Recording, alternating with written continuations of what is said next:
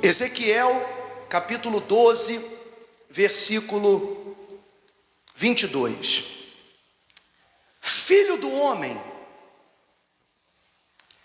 que provérbio é esse que vós tendes na terra de Israel? Prolongue-se o tempo e não se cumpra a profecia. Filho do homem, que provérbio é esse que vós tendes na terra de Israel? Prolongue-se o tempo e não se cumpra a profecia. Isso era, quando diz um provérbio, era como um ditado popular, que já estava na boca de todo mundo. O tempo passa e as profecias não se cumprem, querendo dizer que os sonhos não se realizam, as promessas não se realizam, não saem do papel e não deixam de ser apenas palavras. Muitas pessoas têm vivido exatamente isso. O tempo se prolonga, ela continua doente. Quando a palavra diz, eu sou o Deus que te sara, ela continua pobre, ela não progride, não vai para frente.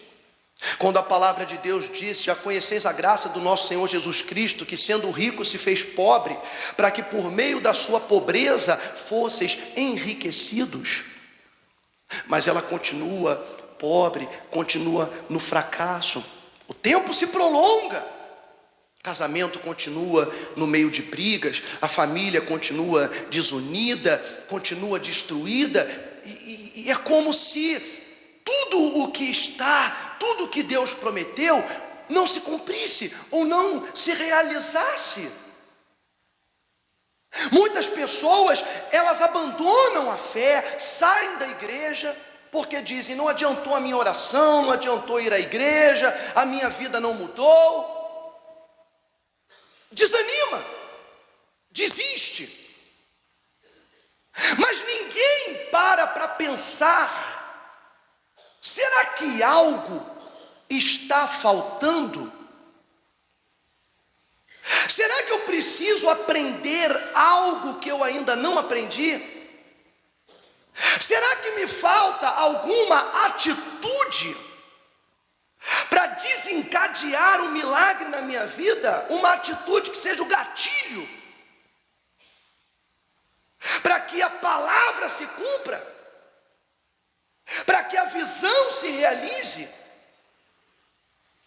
E logo ele diz, portanto, dize-lhes, assim diz o Senhor Deus, farei cessar esse provérbio e já não se servirão dele em Israel. Mas dize-lhes, os dias estão próximos e o cumprimento de toda a profecia. Os dias estão próximos e o cumprimento de toda a profecia. Versículo 24. Porque já não haverá visão falsa nenhuma. Então vamos lá. Existem as visões falsas. Existem as profecias falsas. Existem as falsas revelações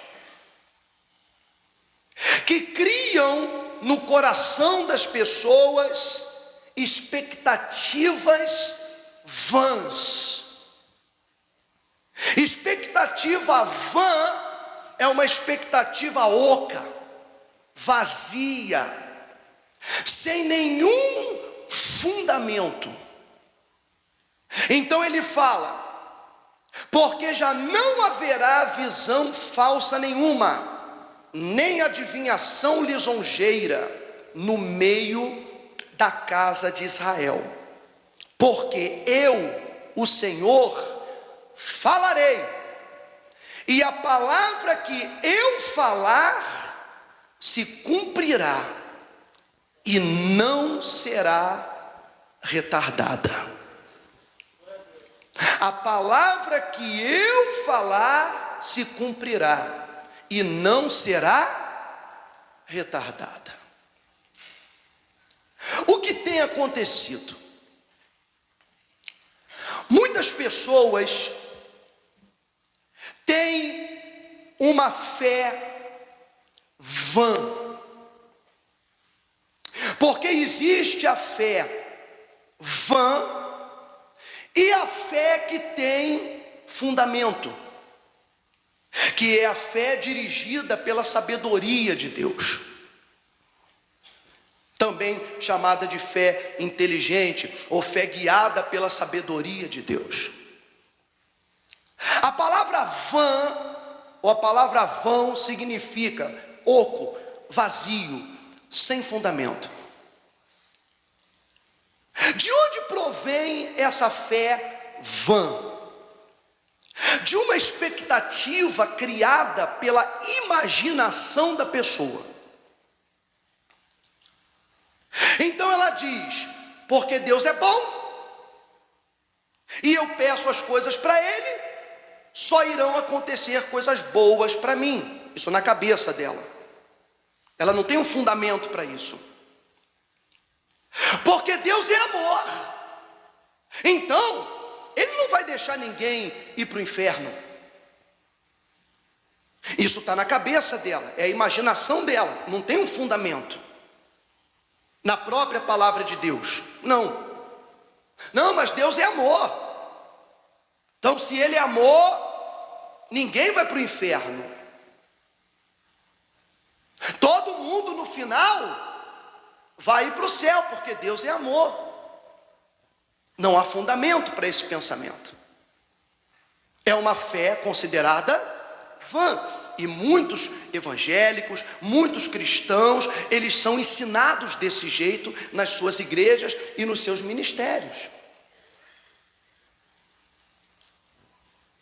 Muitas pessoas, e eu tenho que falar isso, e essa pregação, ela vai ficar na internet, vai ficar no YouTube, porque eu sei que tem muita gente que pratica isso e não concorda com o que eu falo, mas eu falo e coloco mesmo. Se concordar, concordou; se não concordou, não é problema meu, é a palavra de Deus.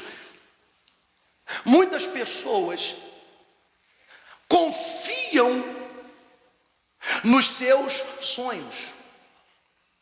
Ai não, mas Deus me revela no sonho. Ai, mas Deus fala comigo no sonho. Ai, porque eu tive uma visão. Ah, porque... Qual é o fundamento dessa visão? Para que a pessoa saia declarando para todo mundo: Deus me mostrou isso aqui de você. Olha, Deus me mostrou aquilo ali. Olha, Deus me revelou aquilo ali. Olha, Deus me falou nisso daqui. Qual é o fundamento para esse tipo de revelação, visão, sonho? Aí a pessoa fala: não, mas está na Bíblia. Deus falava com os profetas através de sonhos, através de visões, falava. Por quê? Para que isso aqui fosse escrito. Eles não tinham isso aqui. E de alguma forma eles precisavam ser revelados.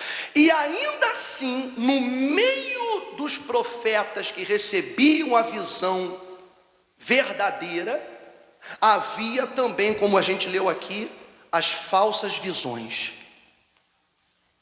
que eram chamadas também de adivinhações, as falsas profecias, no meio dos profetas.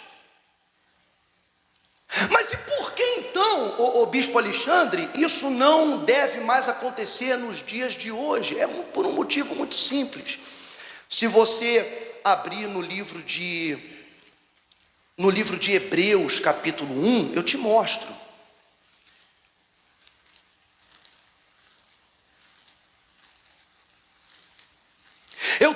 falar isso porque, às vezes, as pessoas, elas acham que Deus está falando com elas, e pode ser que seja uma outra força que esteja se comunicando.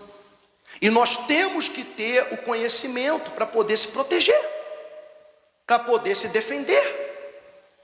É só através do conhecimento que você consegue se proteger contra o mal, que quer só destruir a nossa vida. Hebreus, capítulo 1, diz assim, o título, Revelação de Deus. Revelação de Deus. Na minha igreja vai ter culto de revelação hoje. Eu vou lá. Como acontece a revelação? Vamos lá. Havendo Deus, outrora, o que você entende por outrora? Hein? Antes, outrora, falado, muitas vezes, e de muitas maneiras, ou seja, por sonhos, por visões, no passado, aos pais, pelos profetas, nestes últimos dias, nos falou pelo Filho. Nestes últimos dias nos falou pelo Filho.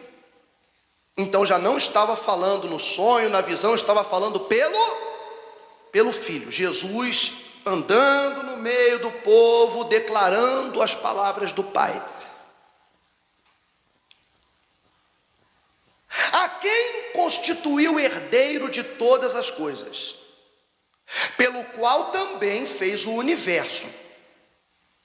Ele, Jesus, que é o resplendor da glória e a expressão exata do seu ser, ou seja, ele é Deus, sustentando todas as coisas pelo quê? Pela palavra do seu poder. Ou seja, antes de Jesus, Deus falava a profetas através de visões, através de sonhos. Quando veio o Senhor, Ele falou através do Filho. Ele declarou a sua própria palavra. E o que o Filho fez? Sustenta através do Espírito Santo que põe em nós, sustenta todas as coisas pela palavra do seu poder. Então, esse é o fundamento verdadeiro para a fé. Se a fé, ela não está fundamentada na palavra de Deus, ela é uma fé vã, um sonho falso, ou uma falsa profecia se vem de alguém que declara que viu, que aconteceu, que sonhou, porque o que pauta a vida do cristão é a palavra de Deus, são as suas promessas, os seus ensinamentos, os seus estatutos. O problema é que as pessoas querem seguir a Deus segundo os costumes evangélicos afastados da palavra.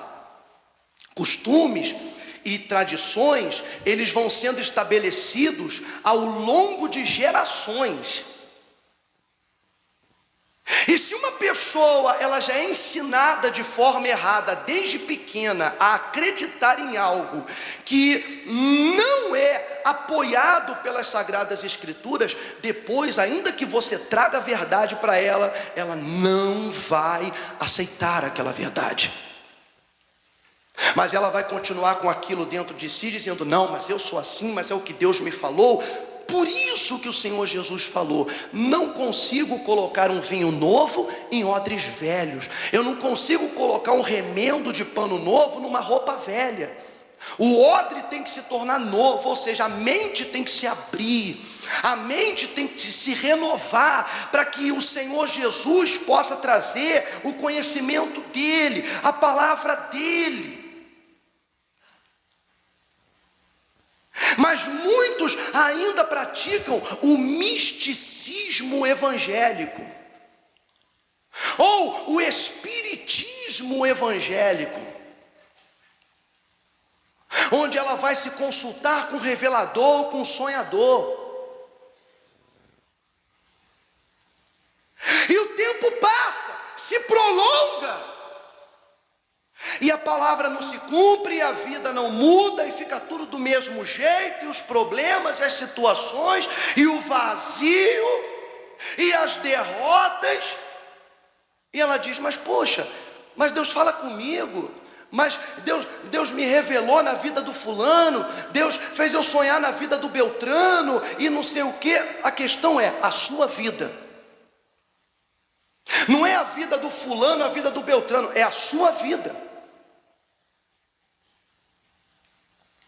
Muitos têm uma fé de imaginação, acreditam no que querem acreditar, e fazem as coisas todas do jeito que acham, da sua forma, mas querem ser abençoados por Deus. E quando alguma coisa acontece errado, não é culpa dela, porque ela escolheu mal, não, é culpa de Deus, porque Deus não me guardou, porque Deus não me protegeu. Quando a gente era pequenininho, tu se lembra que vovó contava, não sei a sua avó, mas minha avó, minha mãe, contava a historinha da Chapeuzinho Vermelho? Quem já ouviu essa historinha quando era criança? Eu também. Eu tinha até um disco de historinhas que a gente colocava na vitrola, e não existe mais vitrola, até existe uma retrô. Colocava o disco, o LP e tocava a historinha, né? Pois é. A historinha é que a menina foi levar um cesto de lanche para a avó, para a vozinha. E a mãe da menina falou assim, olha, vai pelo caminho, não vai pela floresta não, que a floresta é perigosa, vai pelo caminho. Aí a menina falou, mas pela floresta é mais rápido, vou pegar um atalho pela floresta. É ou não é? E ela foi pegar o bendito atalho pela floresta. E quem é que estava na floresta? O lobo estava na floresta. A mãe ficou em casa e disse, vai pelo caminho, vai pelo caminho. Você vê, historinha de criança ensinando que ela tem que andar no caminho. Historinha de criança.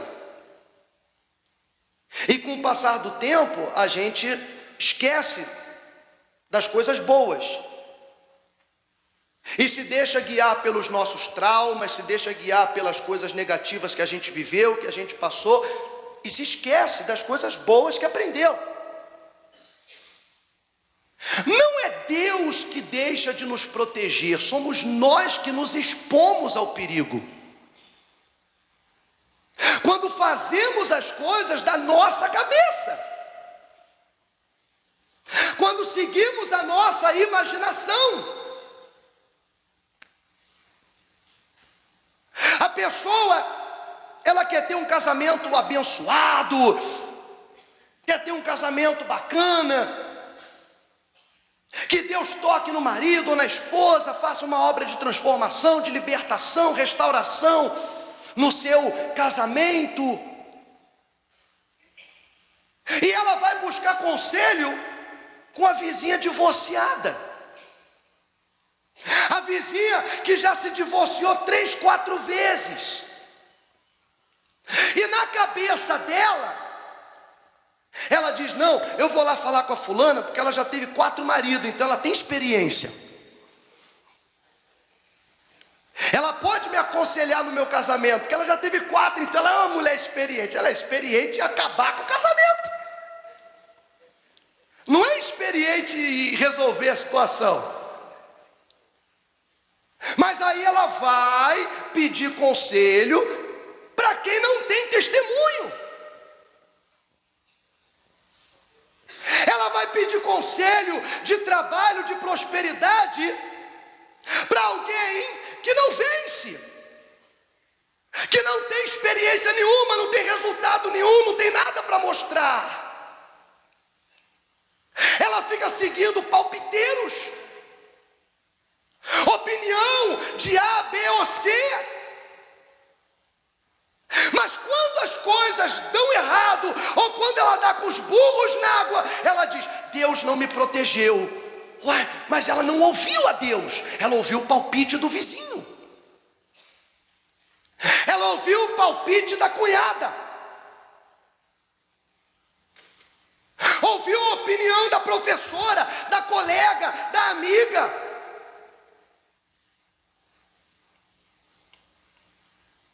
Ou por falta de conhecimento, ela ouviu a revelação do homem de Deus na igreja. Ele me revelou. Ele me revelou. A pessoa chega no culto e aí o pastor fala assim: irmã, eu tive um sonho na sua vida, olha, cuidado com isso, vai acontecer aquilo. Você conhece um fulano de tal, com esse nome assim? Posso te explicar como é que acontece isso? Como é que acontece essa revelação? Posso te explicar? Você quer saber mesmo? De verdade? Tá bem. Quando uma pessoa chega na igreja, casamento desajustado, o filho nas drogas, o filho na cadeia, ela chega na igreja com depressão, com vontade de se matar. Tudo isso que ela tem está sendo causado por um demônio. Um demônio que entrou na sua família, na vida dessa mulher, desse homem, e está causando toda essa devastação, toda essa destruição. Um demônio. Um demônio. Essa pessoa vai no culto, onde tem o pastor revelador, o ministro revelador. Estou até vendo o pessoal no YouTube me xingando. Estou até vendo. O pessoal no YouTube não perdoa. Vão começar a xingar. Mas não tem problema não. É o que eu acredito, é o que eu ensino e ponto final. É o que eu acredito, é o que eu ensino, é o que está na Bíblia. E acabou. Aí ela vai. E o pastor começa a revelar. E diz direitinho o que está acontecendo. Aí ela começa a chorar. E, ai, Deus está falando. Como que sabe o que está acontecendo comigo? E começa a chorar e fica ali. Como que isso aconteceu? O espírito que está nela é o que vai no ouvido do pastor e fala: isso, isso, isso e isso e isso. O pastor não tem noção do que está falando com ele. Ele é pastor, então ele acha que é Deus, porque ele não é macumbeiro, ele não é espírita, então ele acha que é quem? Que é Deus. Mas quando a gente lê a palavra, aqui diz que outrora Deus fez isso, e que hoje o Filho sustenta todas as coisas pelo poder da sua palavra. Então está tudo sustentado aqui. Tudo que ele quer dizer já está dito, já está escrito. Tudo que Deus quer falar com a gente está aqui,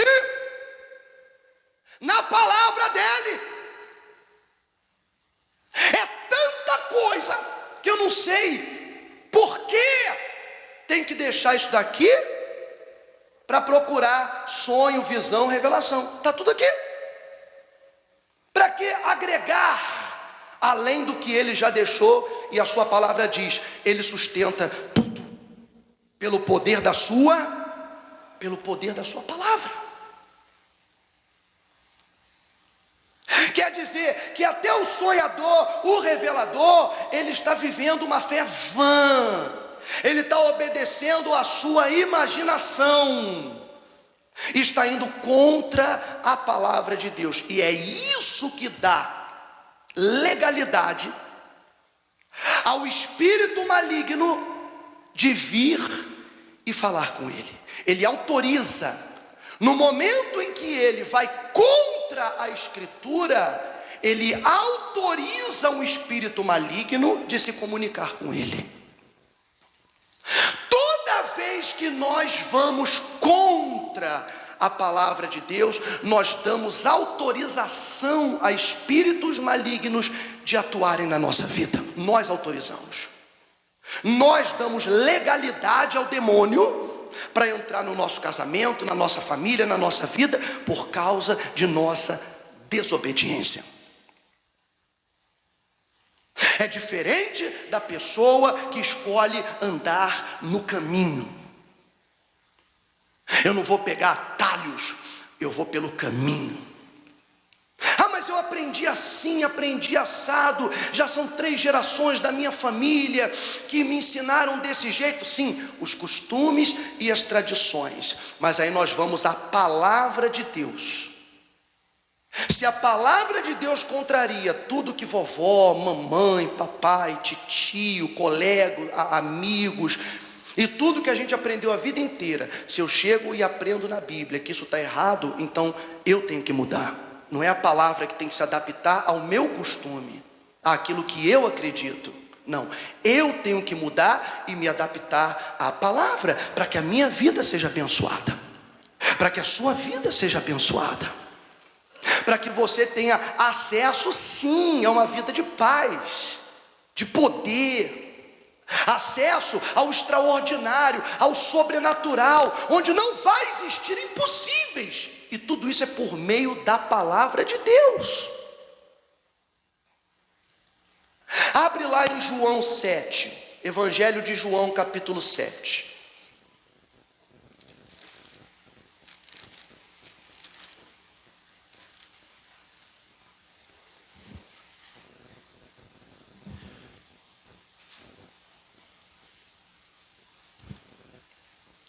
Versículo 37.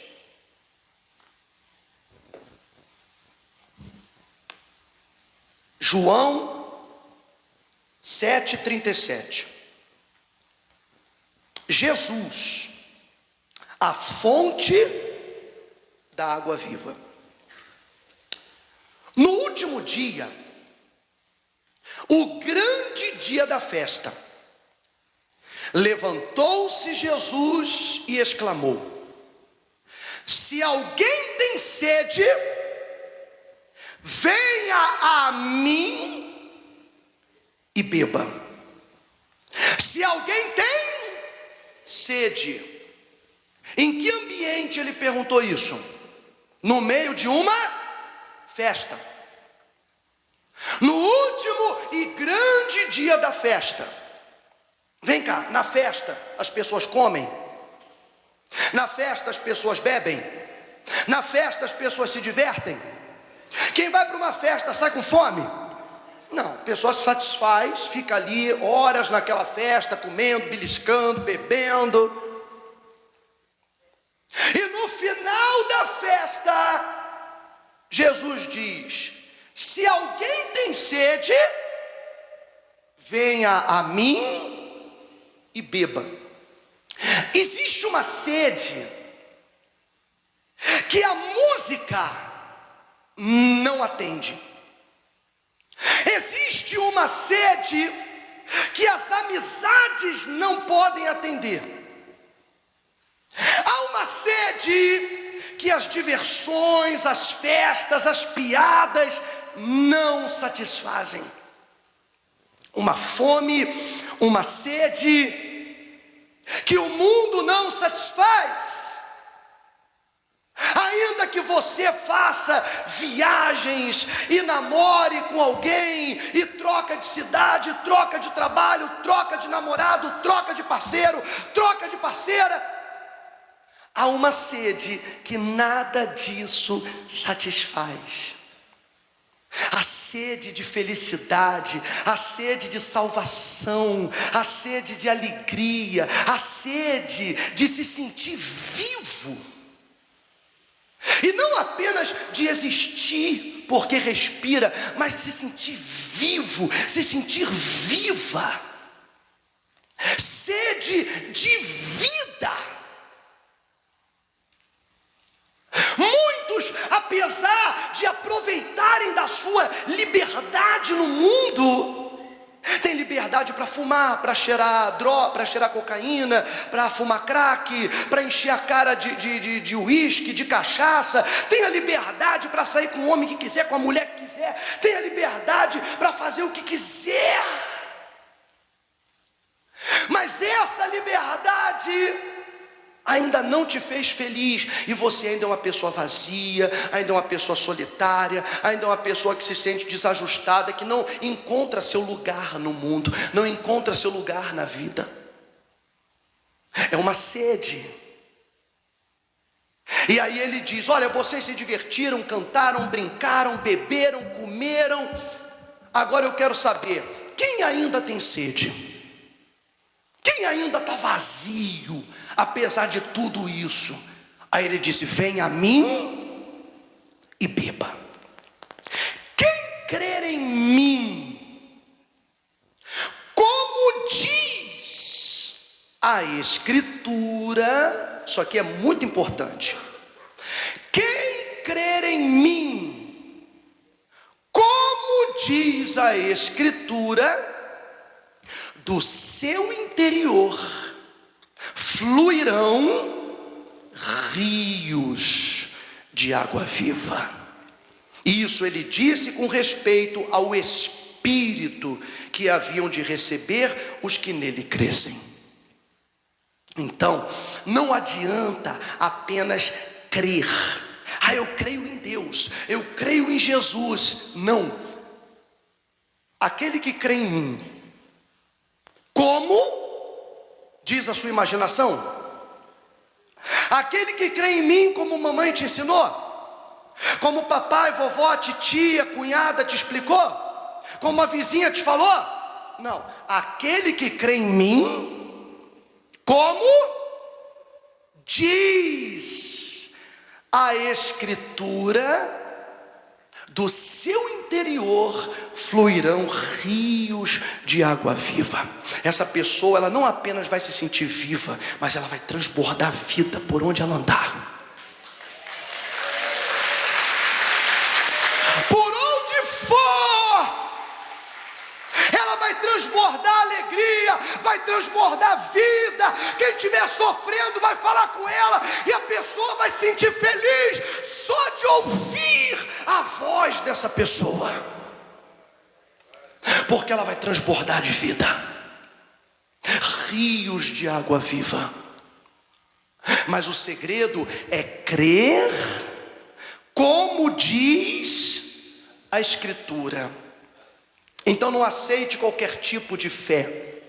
Qualquer tipo de fé é vã. Qualquer tipo de profecia sem fundamento é vã. É profecia que o tempo vai se passar e não vai se cumprir. É vã. Você está entendendo, sim ou não? É vão. São coisas vãs, ocas, vazias, sem fundamento. Aí no Ezequiel ele fala: esse provérbio eu vou fazer cessar, porque o que eu disser, a minha palavra que eu falar, ela vai se cumprir e não será retardada, porque saiu da minha boca. Está aqui, olha, da Escritura, do fundamento. Você tem que se apegar somente a isso aqui. Se você se apegar a isso aqui, ninguém vai enganar você.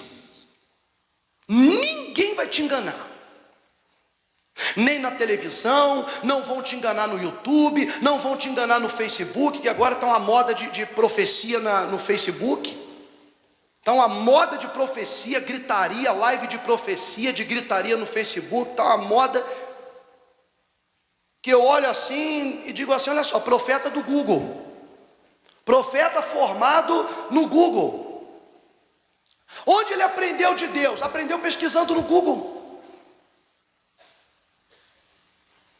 Porque o verdadeiro conhecimento vem a partir do encontro. Primeiro a pessoa tem um encontro com Deus. Depois do encontro vem a convivência, ou seja, andar com Deus. Ela anda com Deus. Então primeiro ela encontra Deus e depois ela decide andar com Deus. E é andando com Deus que você o conhece. E quando você conhece de verdade, você não mal interpreta ou interpreta errado o que ele te diz, porque você conhece. Quando não conhece alguém, é muito fácil você mal interpretar o que essa pessoa está te falando, por não conhecê-la e não saber qual é a intenção por trás daquelas palavras. Quem está entendendo? Exatamente. Quando você conhece a Deus, não há risco de você entender errado o que está escrito na palavra. Não há risco de você interpretar errado a palavra de Deus, porque você conhece o autor das Escrituras. Tenha um encontro com Deus, busque um encontro com Deus por meio do Espírito de Deus, o Espírito Santo.